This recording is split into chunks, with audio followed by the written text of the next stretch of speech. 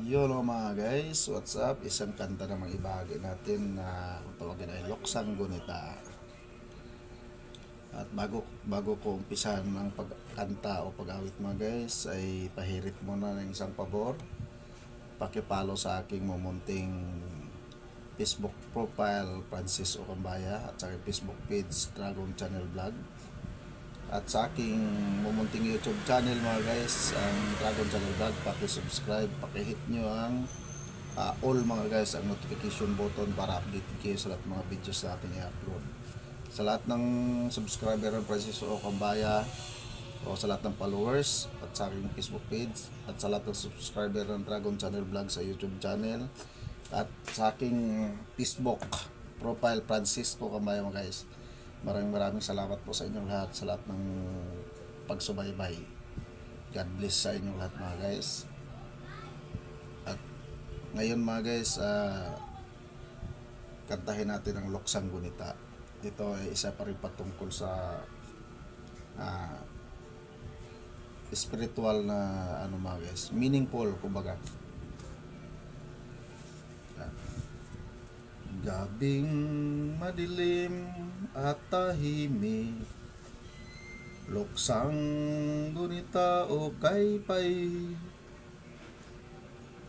poong si Kristo'y tumatangis, sa kamatayan di niya nais.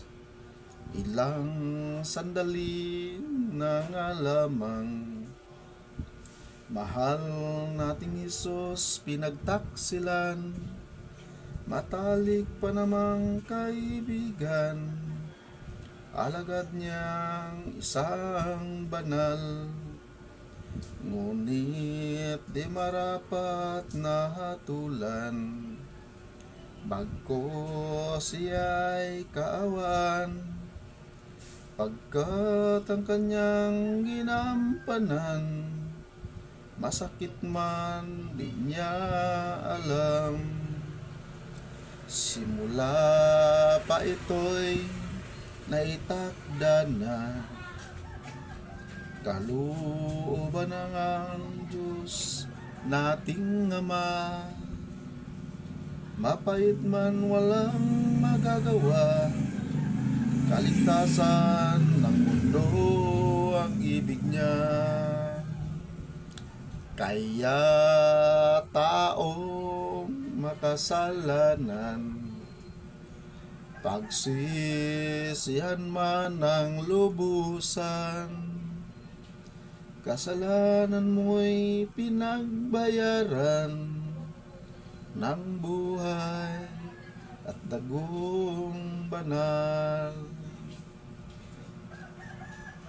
Ngunit di marapat na hatulan, bagko siya'y kaawaan, pagkat ang kanyang ginampanan, masakit man di niya alam.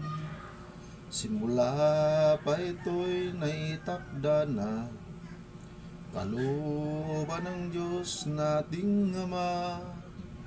Mapait man walang magagawa, kaligtasan ng mundo ang ibig niya.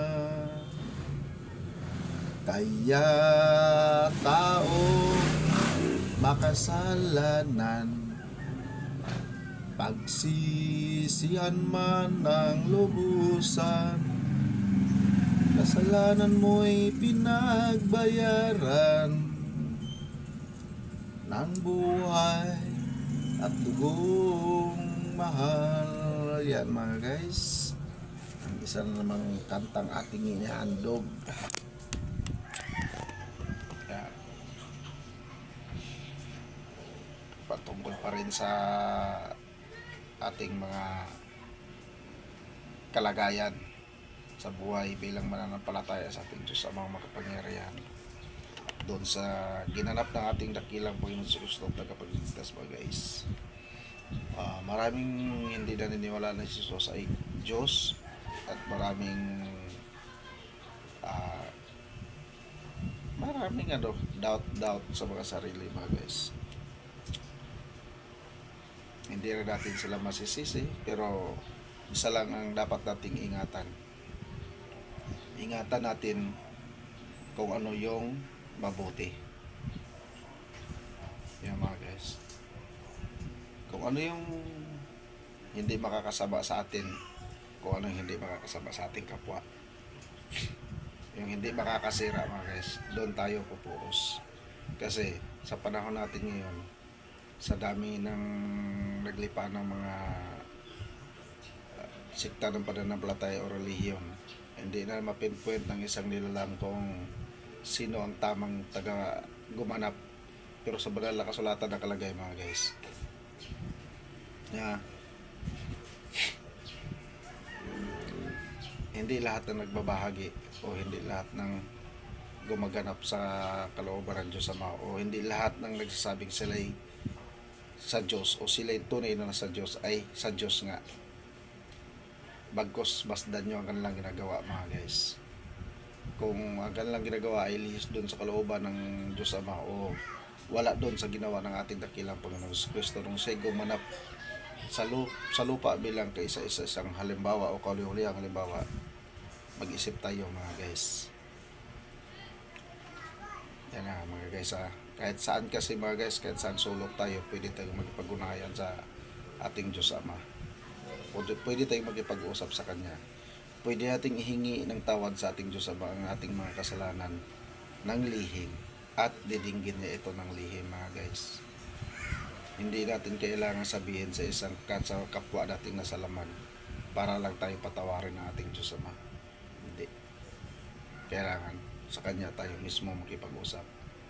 At para magkaroon tayo ng pag-asa na makapasok sa Kanyang kaharian sa langit at hindi tayo mapahamak sa kadagatagatang api sa impyerno, iwasan natin gumawa ng masama. Batid naman ng lahat kung ano yung mga ipinagbabawal, at yun ang ibabahagi natin sa mga darating na araw mga guys, ang patungkol sa banal na Ebanghelyo. Ito na yung way, at dito tayo mag-uumpisa sa pagbabahagi, at naway ang lahat ay hindi magsawang sumubaybay mga guys, at paki-like at share nyo na lang rin po ang ating mga videos mga guys, at nang sa ganun ay maraming makapanood mga guys. Okay mga guys isang bagong taon na naman ang dumadaloy sa ating buhay. Naway mapuno tayo ng pag-asa. Batay sa mga balita sa social media ay may mga magganap na hindi maganda. Totoo naman yun mga guys, at sana nga lang ay huwag mangyari. Okay, what's up? God bless everyone. Mabuhay.